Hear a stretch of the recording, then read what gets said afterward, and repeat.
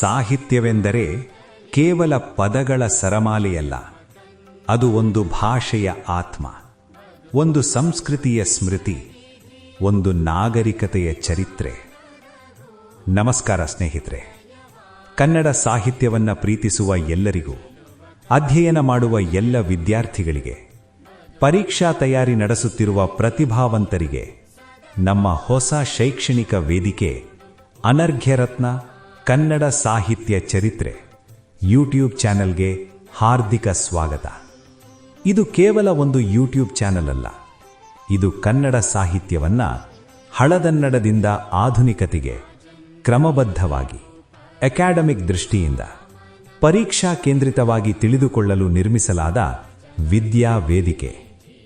ಈ ಚಾನೆಲ್ ವಿಶೇಷವಾಗಿ ಕನ್ನಡ ಸಾಹಿತ್ಯ ವಿದ್ಯಾರ್ಥಿಗಳಿಗೆ, ಪದವಿ ಮತ್ತು ಸ್ನಾತಕೋತ್ತರ ವಿದ್ಯಾರ್ಥಿಗಳಿಗೆ, ಯುಜಿಸಿ ನೆಟ್ ಮತ್ತು ಕೆಸೆಟ್ ಪರೀಕ್ಷೆಗಳಿಗೆ ತಯಾರಾಗುತ್ತಿರುವವರಿಗೆ, ಸಂಶೋಧಕರಿಗೆ, ಅಧ್ಯಾಪಕರಿಗೆ ಹಾಗೂ ಸಾಹಿತ್ಯಾಸಕ್ತ ಎಲ್ಲರಿಗೂ ಸಮರ್ಪಿತವಾಗಿದೆ. ನಮ್ಮ ಉದ್ದೇಶ ಏನು? ಕನ್ನಡ ಸಾಹಿತ್ಯ ಚರಿತ್ರೆಯನ್ನು ಅನಗತ್ಯ ವಿಸ್ತರಣೆ ಇಲ್ಲದೆ, ಆದರೆ ಅಕಾಡೆಮಿಕ್ ನಿಖರತೆಯೊಂದಿಗೆ, ವಿಶ್ವವಿದ್ಯಾಲಯ ಪಠ್ಯಕ್ರಮದ ಆಧಾರದ ಮೇಲೆ ಸ್ಪಷ್ಟವಾಗಿ ಪರಿಚಯಿಸುವುದು. ಪ್ರತಿ ವಿಡಿಯೋದಲ್ಲಿ ನೀವು ಪಡೆಯುವುದೇನೆಂದರೆ ಸೂಕ್ತ ಪರಿಭಾಷೆಗಳು, ವಿದ್ವಾಂಸರ ಅಭಿಪ್ರಾಯಗಳು, ಕಾಲಕ್ರಮಬದ್ಧ ವಿಶ್ಲೇಷಣೆ, ಪರೀಕ್ಷೆಯಲ್ಲಿ ಕೇಳಬಹುದಾದ ಮುಖ್ಯ ಅಂಶಗಳು ಮತ್ತು ಗಂಭೀರವಾದ ಸಾಹಿತ್ಯದ ಅರಿವು. ಇಂದು ನಮ್ಮ ಮೊದಲ ಪಾಠವನ್ನು ಆರಂಭಿಸುತ್ತಿದ್ದೇವೆ. ಕನ್ನಡ ಸಾಹಿತ್ಯ ಚರಿತ್ರೆಯ ಪ್ರಾರಂಭದ ಹಂತ ಪ್ರಾಚೀನ ಕನ್ನಡ ಸಾಹಿತ್ಯ. ಅದರಲ್ಲಿಯೇ ಮೊದಲ ಮೂಲ ಆಧಾರ ಶಾಸನ ಸಾಹಿತ್ಯ.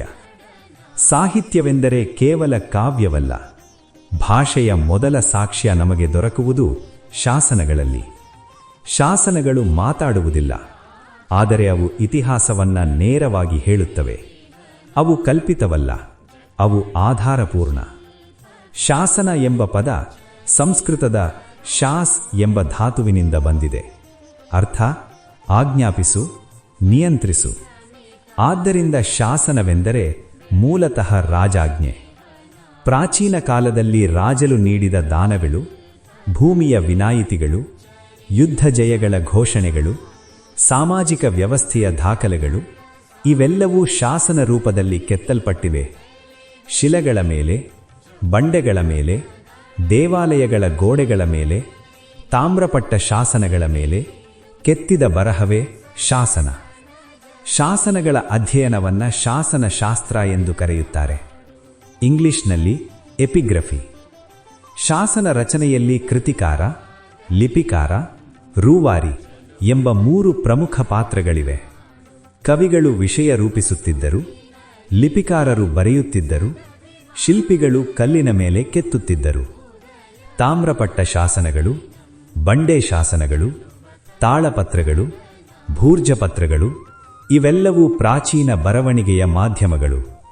ಶಾಸನಗಳು ನಮಗೆ ಕೇವಲ ಇತಿಹಾಸವನ್ನೇ ಅಲ್ಲ, ಸಾಮಾಜಿಕ ಜೀವನ, ಯುದ್ಧ ಸಂಸ್ಕೃತಿ, ಭಾಷೆಯ ವಿಕಾಸ ಇವೆಲ್ಲವನ್ನು ತಿಳಿಸುತ್ತವೆ. ಶಾಸನಗಳಿಲ್ಲದೆ ಕನ್ನಡ ಸಾಹಿತ್ಯ ಚರಿತ್ರೆ ಅಪೂರ್ಣ. ಸ್ನೇಹಿತರೆ, ಇದು ನಮ್ಮ ಚಾನೆಲ್ನ ಮೊದಲ ವಿಡಿಯೋ.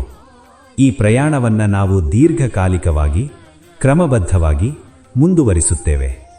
ನೀವು ಕನ್ನಡ ಸಾಹಿತ್ಯವನ್ನು ಗಂಭೀರವಾಗಿ ಕಲಿಯಲು ಬಯಸಿದರೆ, ಪರೀಕ್ಷಾ ದೃಷ್ಟಿಯಿಂದ ದೃಢವಾದ ನೆಲೆ ಬೇಕಿದ್ದರೆ, ಒಂದು ನಂಬಿಕೆಯ ಶೈಕ್ಷಣಿಕ ವೇದಿಕೆ ಬೇಕಿದ್ದರೆ, ಈಗಲೇ ನಮ್ಮ ಅನರ್ಘ್ಯರತ್ನ ಕನ್ನಡ ಸಾಹಿತ್ಯ ಚರಿತ್ರೆ ಚಾನೆಲ್ ಅನ್ನು ಸಬ್ಸ್ಕ್ರೈಬ್ ಮಾಡಿ, ವಿಡಿಯೋವನ್ನು ಲೈಕ್ ಮಾಡಿ, ನಿಮ್ಮ ಸ್ನೇಹಿತ ವಿದ್ಯಾರ್ಥಿಗಳೊಂದಿಗೆ ಶೇರ್ ಮಾಡಿ ಮತ್ತು ನಿಮ್ಮ ಅಭಿಪ್ರಾಯಗಳನ್ನು ಕಮೆಂಟ್ ಮೂಲಕ ತಿಳಿಸಿ. ನಿಮ್ಮ ಸಹಕಾರವೇ ಈ ಚಾನೆಲ್ನ ಶಕ್ತಿ. ಕನ್ನಡ ಸಾಹಿತ್ಯ ನಮ್ಮ ಹಳೆಯತನವಲ್ಲ, ಅದು ನಮ್ಮ ಮುಂದಿನ ಪೀಳಿಗೆಗೆ ಕೊಡುವ ಬೌದ್ಧಿಕ ಪರಂಪರೆ. ಮುಂದಿನ ವಿಡಿಯೋದಲ್ಲಿ ಶಾಸನ ಸಾಹಿತ್ಯದ ಕುರಿತು ವಿದ್ವಾಂಸರ ಅಭಿಪ್ರಾಯಗಳು ಮತ್ತು ಪರೀಕ್ಷಾ ದೃಷ್ಟಿಯಿಂದ ಪ್ರಮುಖ ಪ್ರಶ್ನೆಗಳೊಂದಿಗೆ ಮತ್ತೆ ಭೇಟಿಯಾಗುತ್ತೇವೆ. ಧನ್ಯವಾದಗಳು. ಜೈ ಕನ್ನಡ ಮಾತೆ.